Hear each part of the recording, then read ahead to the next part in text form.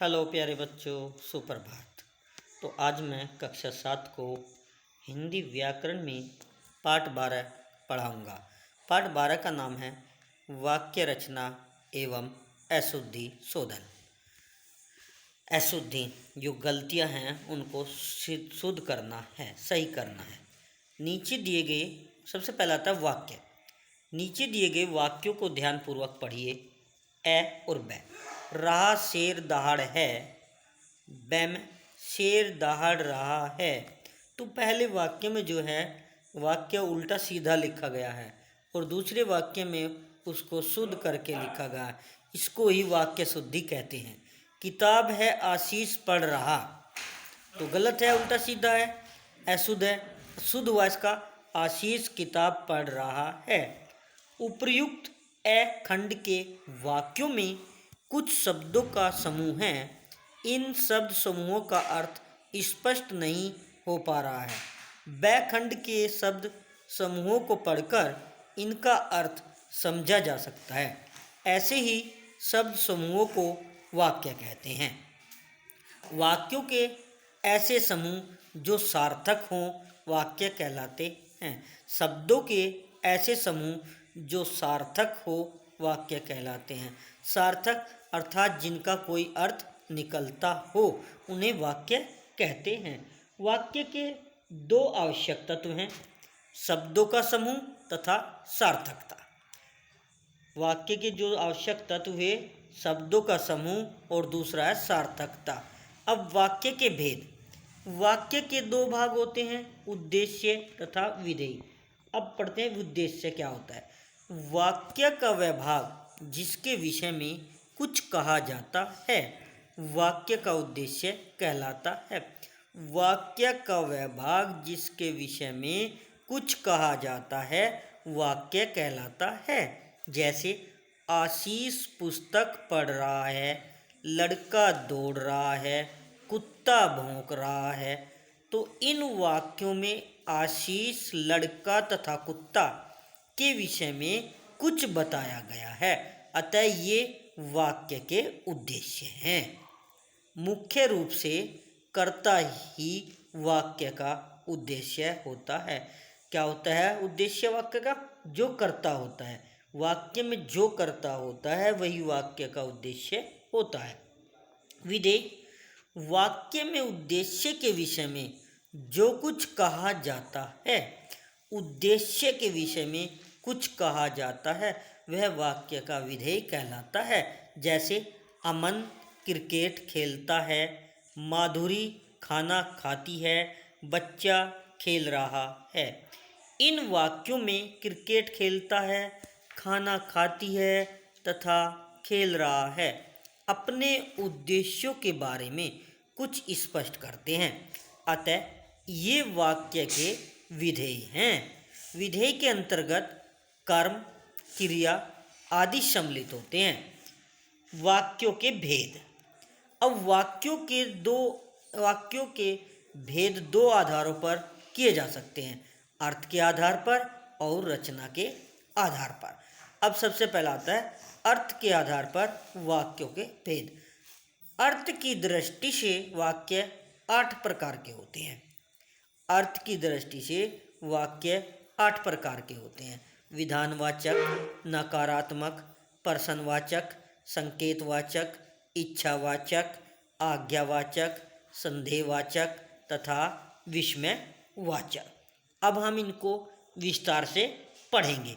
सबसे पहला आता है विधानवाचक वाक्य। ये वे वाक्य हैं जिनके द्वारा किसी कार्य का करना अथवा होना प्रकट होता है। जैसे आशीष किताब पढ़ता है, पानी ठंडा है, यह एक फूल है। नंबर 2, नकारात्मक वाक्य।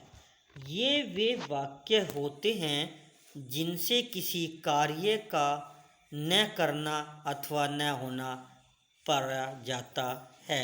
जैसे वह मोहन दूध नहीं पीता है, नदी में पानी नहीं है, मुझे भूख नहीं है। तो यहाँ क्या हुआ? नकारात्मक, जिसमें कार्य का करना या होना नहीं पाया जाता। प्रश्नवाचक वाक्य। ये वे वाक्य होते हैं जिनसे प्रश्न पूछने का कार्य किया जाता है। जैसे आपका क्या नाम है, आप क्या कर रही हैं, वह कहाँ गया है। इसके बाद आता है संकेतवाचक वाक्य। ये वे वाक्य होते हैं जिनके द्वारा संकेत अथवा शर्त का बोध होता है। जैसे यदि वह परिश्रम करेगा तो सफल हो जाएगा, जब तुम आओगे तो मैं भी चलूँगा। अब है इच्छावाचक वाक्य। ये वे वाक्य होते हैं जिनसे इच्छा, शुभकामना, आशीर्वाद आदि का बोध होता है। जैसे आप कहाँ हो, तुम्हें अपने माता पिता से आशीर्वाद लेना चाहिए, ईश्वर तुम्हारी सदा सहायता करे। नेक्स्ट आज्ञावाचक वाक्य। ये वे वाक्य होते हैं जिनसे आज्ञा, आदेश अथवा प्रार्थना का बोध होता है। जैसे यहाँ से भाग जाओ, कृपया अंदर आइए, शोर मत करो। तो ये हुए आज्ञावाचक। अब इसके बाद आता है संदेहवाचक वाक्य। ये वे वाक्य होते हैं जिनके द्वारा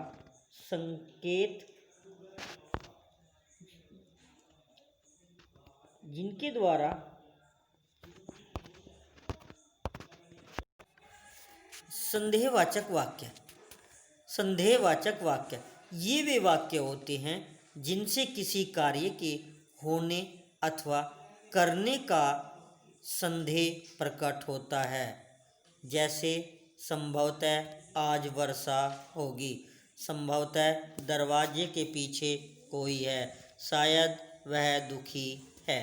विस्मयवाचक वाक्य। ये वे वाक्य होते हैं जिनसे शोक, आश्चर्य, हर्ष आदि के भाव का बोध होता है। जैसे वाह हम जीत गए, वाह आपने तो कमाल कर दिया, हाय मैं फेल हो गया। अब आते हैं रचना के आधार पर वाक्यों के भेद। रचना के आधार पर वाक्यों के तीन भेद होते हैं। रचना के आधार पर वाक्य के तीन भेद होते हैं: साधारण, संयुक्त तथा मिश्रित। साधारण वाक्य। जिन वाक्यों में केवल एक ही उद्देश्य तथा एक ही विधेय होता है उन्हें साधारण अथवा सरल वाक्य कहते हैं। जैसे लड़का नदी में तैर रहा है, नवल पतंग उड़ा रहा है। इन वाक्यों में लड़का तथा नवल वाक्य के उद्देश्य हैं तथा नदी में तैर रहा है तथा पतंग उड़ा रहा है ये वाक्य के विधेय हैं। अतः ये साधारण वाक्य के उदाहरण हैं। अब संयुक्त वाक्य। ये वे वाक्य होते हैं जिनमें दो या दो से अधिक वाक्य स्वतंत्र रूप से किसी समुच्चय बोध द्वारा जुड़े होते हैं, संयुक्त वाक्य कहलाते हैं। जैसे शेर दहाड़ रहा है परंतु चूहा जाल काट रहा है, आशीष खेल रहा है और अमित पढ़ रहा है या अर्पित पढ़ रहा है।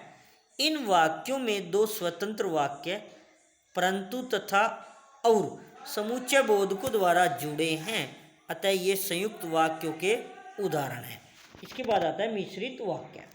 ये वे वाक्य होते हैं जिनमें एक वाक्य प्रधान अथवा मुख्य होता है तथा अन्य वाक्य आश्रित वाक्य होते हैं। जैसे उसने देखा कि चोर भाग रहा है, वह भाग रहा है क्योंकि उसने शेर देख लिया। इन वाक्यों में एक वाक्य मुख्य एवं दूसरा वाक्य उस पर आश्रित है, अतः ये मिश्रित वाक्य के उदाहरण हैं। नोट: संयुक्त तथा मिश्रित वाक्यों में एक से अधिक वाक्य समुच्चय बोधकों द्वारा जुड़े होते हैं। इस प्रकार के वाक्यों को उपवाक्य कहलाते हैं। उपवाक्य दो प्रकार के होते हैं, स्वतंत्र उपवाक्य तथा आश्रित उपवाक्य। अब स्वतंत्र उपवाक्य, ये वे उपवाक्य होते हैं जिनका अर्थ स्वतंत्र होता है, अर्थात जो अपने अर्थ के लिए दूसरे वाक्य पर आश्रित नहीं होते हैं। जैसे शशि मेहनती है परंतु प्रभा आलसी है, आशीष नहा रहा है और दिव्यांशु विद्यालय चला गया। इन वाक्यों में दोनों उपवाक्य स्वतंत्र उपवाक्य हैं। स्वतंत्र उपवाक्य प्राय, परंतु, किंतु, तथा, और, एवं आदि अवयव से मिलकर बने होते हैं। तो प्यारे बच्चों, आज का कार्य इतना ही। ये पाठ काफ़ी बड़ा है, आज यहाँ तक ही पढ़ेंगे, पेज 90 तक। और आपको जो भी कार्य दिया जाए उसको आप स्वच्छ अपनी नोटबुक में करें, बुक में भरें और याद भी करते रहें। तब तक के लिए बच्चों धन्यवाद।